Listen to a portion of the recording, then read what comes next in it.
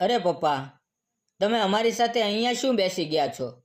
તમને દેખાતું નથી કે અહીંયા તો માત્ર 4 લોકો માટે જ ખુરશી છે? તમે અહીંયા બેસી જશો તો મારા સાસુ સસરા ક્યાં બેસશે? અમિત પોતાના વૃદ્ધ પિતાને હાથ પકડીને ખુરશી ઉપરથી ઊભા કરતા કરતા બોલ્યો. થાકી ગયેલા શ્યામબાબુ ધીમા સ્વરે બોલ્યા, બેટા, તું જ બોલ્યો હતો કે આજે તારી એનિવર્સરી છે, એટલે બધા મળીને બહાર જમવા જઈએ. શું મને અહીં લાવીને તું મારું અપમાન કરવા માંગે છો? અમિતે આંખો ફેરવીને દબાયેલા ગુસ્સેથી કહ્યું, બંધ કરો તમારી આ બકવાસ. તમે જરા તમારી હાલત જોઈ છે? તમારી શું વકાત છે મારા સાસુ સસરા સામે બેસવાની? તમે તો ગવાર, અનપઢ, ગરીબ ઘરના, અને એ લોકો છે વાંચેલા લખેલા અમીર પરિવારના.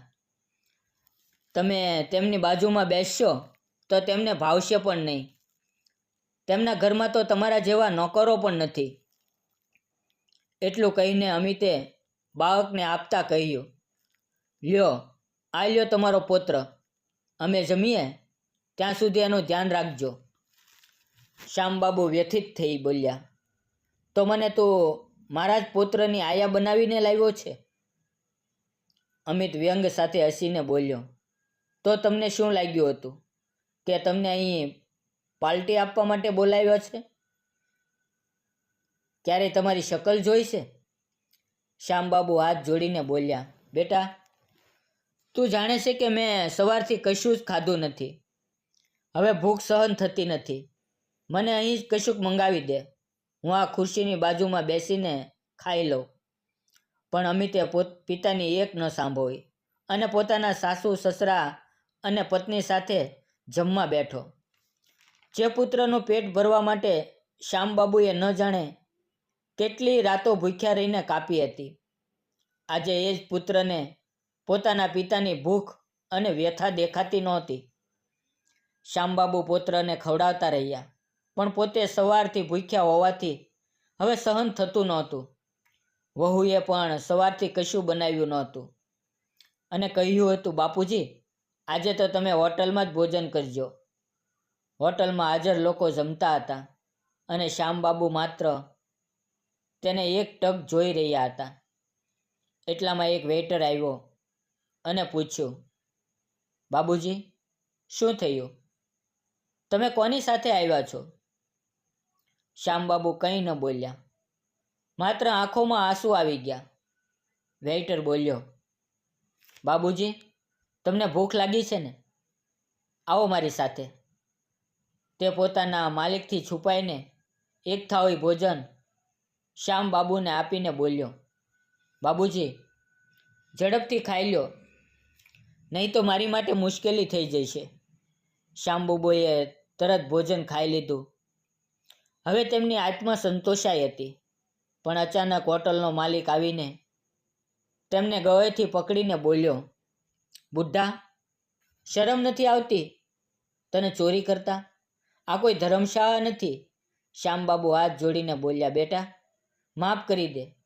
બહુ ભૂખ લાગી હતી. પૈસા હું આપી દઈશ. મારો પુત્ર ત્યાં જમવા બેઠો છે, એની પાસેથી લઈ આવું છું. પણ જ્યારે શ્યામબાબુ પુત્ર પાસે ગયા અને કહ્યું, બેટા, પૈસા આપજે, ત્યારે અમિતે બધાની સામે તેમને ધક્કો મારીને કહ્યું, હું આ ભિખારીને ઓળખતો નથી. ખબર નથી ક્યાંથી આવી જાય છે. આ શબ્દો સાંભળીને શ્યામબાબુની આંખોમાં આંસુ આવી ગયા. તેઓ આશાભરી નજરોથી પોતાના પુત્રને જોતા રહ્યા. પરંતુ અમિત પોતાની પત્ની, સાસુ, સસરા સાથે કારમાં બેસીને ચાલ્યો ગયો. હોટલનો માલિક ગુસ્સે થઈને બોલ્યો, આ બુઢ્ઢાએ જે ગુનો કર્યો છે એની સજા સ્વરૂપે તેને બધા બેસેલા મહેમાનોના વાસણ ધોવડાવશું. શ્યામબાબુની આંખો ભીની થઈ ગઈ. તેઓ બધા જૂઠા વાસણ એકત્ર કરવા લાગ્યા અને સાફ કરવા બેઠા. આજ સુધી જીવનમાં કેટલી મુશ્કેલીઓ જોઈ હતી, પણ આજે અપમાનના ઘા ખૂબ ઊંડા પીડ્યા હતા. એટલામાં એ જ વેઇટર આવ્યો અને બોલ્યો, બાબુજી, મને આપો, હું કરી દઈશ, મને માફ કરજો. માલિક સામે હું કશું બોલી શક્યો નહીં. શ્યામબાબુ નમ્રતાથી બોલ્યા, બેટા, તું માફી શા માટે માંગી રહ્યો છે? તે તો આ ભૂખ્યા બુઢાનું પેટ ભર્યું છે, કોઈ પાપ નથી કર્યું. એટલું કહીને શ્યામબાબુએ બધી થાળીઓ સાફ કરી. વેઇટર બોલ્યો, હવે તમે ઘરે જાઓ, હું માલિકને કહી દઈશ. શ્યામબાબુએ તેનું માથું સ્પર્શીને આશીર્વાદ આપ્યો. ભગવાન કરે તું એટલો મોટો માણસ બન કે આખા શહેરમાં તારું નામ થાય. એટલું કહીને તેઓ આંસુભરી આંખો લઈને ઘર તરફ ચાલ્યા. ઘરે પહોંચતા જ પુત્ર અમિતે દરવાજે પગ પણ મૂકવા દીધો નહીં. દૂરથી સિંચ પાડી, ખબરદાર, જો તું આ ઘરમાં પગ મૂકીશ તો. વહુ અંજલિ પણ બોલી, શરમ નથી આ બુઢાને? આખી હોટલમાં આપણું અપમાન કરાવી દીધું. હવે આ ઘરમાં તમારી કોઈ જગ્યા નથી. શ્યામબાબુ હાથ જોડીને બોલ્યા, બેટા, હું ક્યાં જાઉં? મને ઘરના એક ખૂણામાં જ રહેવા દેજે. બસ એટલું જ. મારી જિંદગી હવે કેટલી બાકી રહી છે. પણ અમિતે સાંભળ્યું નહીં. પિતાને ખેંચીને સીધા એક વૃદ્ધાશ્રમમાં મૂકી આવ્યો. શ્યામબાબુ આઘાતથી કંપી ઉઠ્યા અને કહ્યું, બેટા, આવું ન કર. તારા વૃદ્ધ પિતાને આ રીતે અહીંયા મૂકી ન જા. હું કોના સહારે જીવીશ? શું તું ભૂલી ગયો કે હું તને મારા ખંભા પર બેસાડીને શાળાએ છોડી આવતો? મારા પગમાં ચપ્પલ નહોતી, પણ તારા શોખ ક્યારેય અધૂરા રહેવા દીધા નથી. આજે તું જ મને આ વૃદ્ધાશ્રમમાં મૂકી રહ્યો છે, એ પણ માત્ર તારી પત્નીની વાતે. પણ અમિતે ગુસ્સેથી કહ્યું, બંધ કર આ નાટક. તારી યોગ્ય જગ્યા તો અહીંયા જ છે, નહીંતર કોઈ દિવસ રસ્તા પર ગાડી નીચે આવી જશે અને ભૂખથી મરી જશે. ઘરના સૌ મિત્રો સામે તારા કારણે મને શરમ આવે છે. શ્યામબાબુ કંપતા સ્વરે બોલ્યા, બેટા, આ શહેરમાં તો મારા માટે અજાણ્યું છે. જૂના ઘરની ચાવી મને આપી દે, ત્યાં જ કોઈ રીતે જીવીશ. અમિત હસ્યો. ક્યાં ઘરની વાત કરો છો? એ ઘર તો મેં 2 મહિના પહેલાં વેચી દીધું છે. તમે જે કાગળ પર સાઇન કર્યા હતા એ જ ઘરના વેચાણના કાગળો હતા. શ્યામબાબુ ચોંકી ગયા. શું? તે ઘર વેચી દીધું? અને મને કહ્યું પણ નહીં? એ ઘરમાં તારી માની કેટલી યાદો હતી. અમિત ઉડાવ સ્વરે બોલ્યો, યાદોનું શું કરવું? આચાર નાખવું? માં ગઈ એટલે યાદો પણ ગઈ. હવે તારી પાસેથી પણ છુટકારો મળી જશે. શ્યામબાબુ વ્યાકુળ થઈને બોલ્યા, ચાલ, કોઈ વાત નહીં. મારા રિટાયરમેન્ટના થોડા પૈસા છે, હું એ લઈને હરિદ્વાર જઈશ, ત્યાં જીવી લઉં. અમિત હસીને બોલ્યો, એ પૈસા? એ પણ મેં વાપરી લીધા. 3 રૂમનું નવું ઘર લીધું, ફર્નિચર લીધું. તમારા મર્યા પછી એ બધું મારું જ થવાનું હતું, તો જીવશે ત્યારે લઈ લીધું. અને આ લ્યો 500 રૂપિયાની નોટ. આજ સુધી તમે મારી માટે જે કર્યું એની કિંમત આટલી જ છે. એટલું કહીને અમિત ત્યાંથી ચાલ્યો ગયો.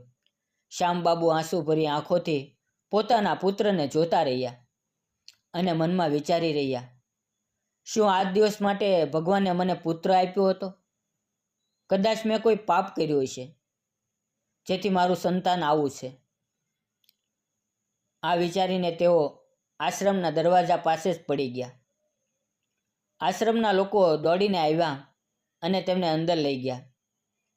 ડૉક્ટરે તપાસ કરીને કહ્યું, આઘાતના કારણે શરીરના ડાબા ભાગમાં ઝટકો આવ્યો છે.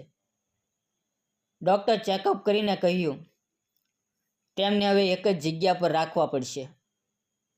એટેકનો ઝટકો આવ્યો છે એટલે વધુ દેખરેખની જરૂર છે. એટલામાં ત્યાં એક ડૉક્ટર આરતી આવી. તેણે શ્યામબાબુને જોયા અને એકદમ ચોંકી ગઈ. અરે, આ તો મારા બબુની છે. સૌ કોઈ આશ્ચર્યથી પૂછવા લાગ્યા, બબુની? કોણ? ડૉક્ટર આરતીની આંખોમાં આંસુ આવી ગયા. તેણે ધીમે ધીમે અવાજે કહ્યું, હા, આ જ એ માણસ છે જેણે મને બાળપણમાં રસ્તા પર પડેલી હાલતમાં ઉછેરી હતી આજે જો હું ડૉક્ટર બની શકું છું તો એનું આખું શ્રેય આ બબુનીને જાય છે. બધા લોકો હેરાન થઈ ગયા. આરતી બોલતી રહી. જ્યારે હું બહુ નાની હતી ત્યારે મારા માતા પિતા એક અકસ્માતમાં મૃત્યુ પામ્યા હતા. હું રસ્તા પર પડેલી હતી. કોઈ મને ઉઠાવતું નહોતું. એ સમયે આ શ્યામબાબુએ મને પોતાની દીકરી સમજીને ઘરે લઈ ગયા, ખવડાવ્યું, વંચાવ્યું. પોતાના હાથમાં પૈસા ન હોવા છતાં મને સ્કૂલમાં દાખલ કરી. તેમની પત્ની પણ મને ઘણો પ્રેમ કરતી હતી. તેમણે મને મારી જિંદગી આપી, મારું ભવિષ્ય બનાવી દીધું. આ સાંભળીને આશ્રમના બધા લોકોની આંખોમાં આંસુ આવી ગયા. શ્યામબાબુ કમજોર અવાજમાં બોલ્યા, બેટી તું?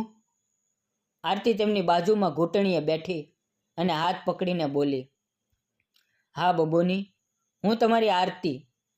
આજે જો હું ડૉક્ટર છું તો તમારા જ કારણે છું. આજે તમારી દીકરી બનીને તમને ફરી સહારો આપવો એ મારું સૌભાગ્ય છે. શ્યામબાબુની આંખોમાં આંસુ આવી ગયા. તેઓ બોલ્યા, ભગવાન તને હંમેશા સુખી રાખે બેટા. મારા પોતાના પુત્રે તો મને છોડી દીધો, પણ તું આજે મારી સાચી સંતાન બનીને સામે આવી છે. આરતીએ તરત જ વચન આપ્યું, હવે તમારે વૃદ્ધાશ્રમમાં નહીં રહેવું. તમે મારી સાથે રહેશો, મારા ઘરમાં, મારી દુનિયામાં. જેમ તમે મને બાળપણમાં છત્રછાયા આપી હતી, તેમ હવે તમારી વૃદ્ધાવસ્થામાં હું તમારી છત્રછાયા બનીશ. આ સાંભળીને બધા લોકો તાળી વગાડવા લાગ્યા. શ્યામબાબુને લાગ્યું કે આજે તેમના જીવનની સાચી કિંમત તેમને મળી ગઈ છે. તે દિવસથી શ્યામબાબુ પોતાના જ પુત્રને ભૂલીને પોતાની દીકરી આરતી સાથે રહેવા લાગ્યા. જે પુત્રે તેમને અપમાન આપ્યું હતું એનો ચહેરો તો તેમની યાદમાં રહ્યો, પણ હૃદયમાં જગ્યા આરતીને આપી દીધી. ડૉક્ટર આરતી શ્યામબાબુને પોતાના ઘરે લઈ ગઈ. ત્યાં તેણે પિતાની જેમ તેનું ધ્યાન રાખ્યું. સમયસર દવા, સારું ખાવા પીવાની વ્યવસ્થા, આરામદાયક રૂમ અને સૌથી મહત્ત્વની વાત, પ્રેમ અને માન. શ્યામબાબુ રોજ આરતીને જોઈને મનમાં વિચારે, જે દીકરીને મેં રસ્તા પરથી ઉઠાવી હતી એ આજે મને ફરી જીવવા માટે કારણ આપી રહી છે. દુનિયામાં સાસુ સંતાન લોહીનું હોવું જરૂરી નથી. દિલથી અપનાવેલું સંતાન જ સાસુ સંતાન બને છે. એક દિવસ આરતીએ પ્રેમથી કહ્યું, બબુની, તમે મારા માટે ભગવાન સમાન છો. મારી જિંદગીમાં જે કદર તમારી છે તે કોઈની નથી. હું તમારી સેવા જ મારી સૌથી મોટી પૂંજા માનું છું. શ્યામબાબુની આંખોમાં આંસુ આવી ગયા. તેઓ બોલ્યા, બેટી, આજે મને સમજાયું કે જે જન્મ આપે છે તે હંમેશા સંતાન નથી બનતા, પણ જે સાચા દિલથી સંભાળે તે જ સંતાન બને છે. મારા પોતાના પુત્રે મને છોડી દીધો, પણ તું મને સાચી દીકરીની જેમ સહારો આપી રહી છે. હવે મને મૃત્યુનો ડર નથી, કારણ કે તારી ગોદમાં જ હું શાંતિ અનુભવું છું. આ વાત સાંભળીને આરતી રડી પડી. તેણે નક્કી કર્યું કે શ્યામબાબુનો બાકીનો દરેક ક્ષણ સુખથી ભરેલો રહેશે. કેટલાય વર્ષો પછી શ્યામબાબુ શાંતિથી આ દુનિયા છોડીને ગયા. તેમનો અંતિમ સંસ્કાર આરતીએ પોતાની દીકરી બનીને કર્યો. સૌ લોકોએ કહ્યું, લોહીનું સંતાન ન હોવા છતાં આરતીએ સાબિત કરી દીધું કે સંબંધો દિલથી બને છે, લોહીથી નહીં. મિત્રો, આ વાર્તા આપણને શીખવે છે કે વૃદ્ધ માતા પિતા આપણા જીવનના સાચા દેવ છે. તેમને અપમાન આપવું એ સૌથી મોટું પાપ છે. સંતાનનું સાચું રૂપ એમાં નથી કે તે લોહીનું છે કે નહીં, પણ એમાં છે કે તે હૃદયથી કેટલું અપનાવે છે. પૈસા, સંપત્તિ, ઘર બધું પછી, પણ માતા પિતાના આશીર્વાદ વગર જીવન ક્યારેય સુખી નથી થતું. જે સંતાન માતા પિતાને વૃદ્ધાવસ્થામાં છોડે છે એને જીવનભર સાચું સુખ ક્યારેય નથી મળતું. અને જે સંતાન પ્રેમ આપે છે એ જ સાચા અર્થમાં સંતાન કહેવાય છે. મિત્રો, વાર્તા ગમે એ તો પ્લીઝ વિડીયોને લાઈક, ચેનલને સબસ્ક્રાઈબ અને એક નાની એવી કોમેન્ટ જરૂર કરજો. ફરી મળશું આવતીકાલે એક નવી વાર્તાની અંદર. ત્યાં સુધી આવજો અને વિડીયો જોવા બદલ આપ સૌ મિત્રોનો દિલથી ખૂબ ખૂબ ધન્યવાદ. કોમેન્ટમાં જય શ્રી કૃષ્ણ લખવાનું ભૂલશો નહીં.